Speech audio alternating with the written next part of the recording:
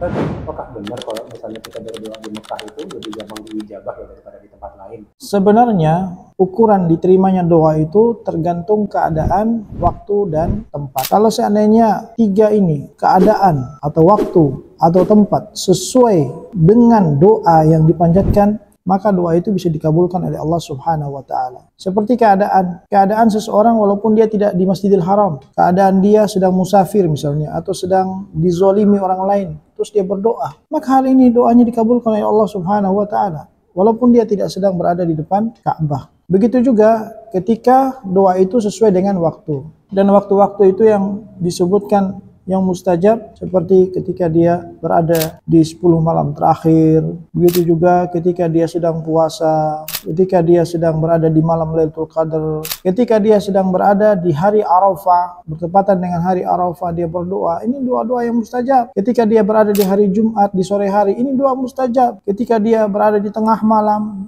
ya, di sepertiga malam terakhir dia berdoa, ini diantara doa yang mustajab. Begitu juga ada tempat-tempat yang mustajab, seperti dia berada di antara Safa dan Marwah, dia sa'i, atau dia berada di Multazam di sekitar Ka'bah, atau dia ada di depan Maqam Ibrahim, atau dia ada di Hijr Ismail, atau dia berada dalam Ka'bah. Ini diantara tempat-tempat yang mustajab yang disebutkan oleh Rasulullah SAW. Tetapi ini bukan satu-satunya tempat yang paling mustajab, karena di mana saja seorang berdoa, kalau sesuai dengan waktu atau keadaan tertentu, kemudian dia berdoa seperti dia dalam keadaan darurat, dia benar-benar iftikhar, sangat butuh kepada Allah, ya, merendahkan diri kepada Allah dan yakin akan dikabulkan oleh Allah Subhanahu wa Ta'ala doanya. Ini doa-doa yang diantara dikabulkan oleh Allah Subhanahu wa Ta'ala. Oleh karena itu, Umar bin Khattab radhiyallahu anhu pernah mengatakan, la ahmilu hammal ijabah walakin ahmilu hammad du'a fa innal abda in wafaqa in da'a thumma ulhima lid du'a fa innahu sayustajab. Aku sebenarnya tidak khawatir tentang dikabulkannya doa oleh Allah Subhanahu wa Ta'ala, tetapi yang aku khawatirkan apakah seorang itu mau tetap berdoa atau tidak. Karena jika seorang diberikan taufik oleh Allah Subhanahu wa Ta'ala untuk berdoa, maka itu bisa menjadi sebab dia diterima, dikabulkan doanya oleh Allah Subhanahu wa Ta'ala. Maka yang terpenting ketika kita ingin berdoa dan ingin dikabulkan doa kita adalah dengan kita meminta kepada Allah dengan keyakinan bahwa doa ini akan dikabulkan oleh Allah Subhanahu wa Ta'ala, dan tidak pernah berhenti dari terus berdoa kepada Allah Subhanahu wa Ta'ala. Barakallahu fiik.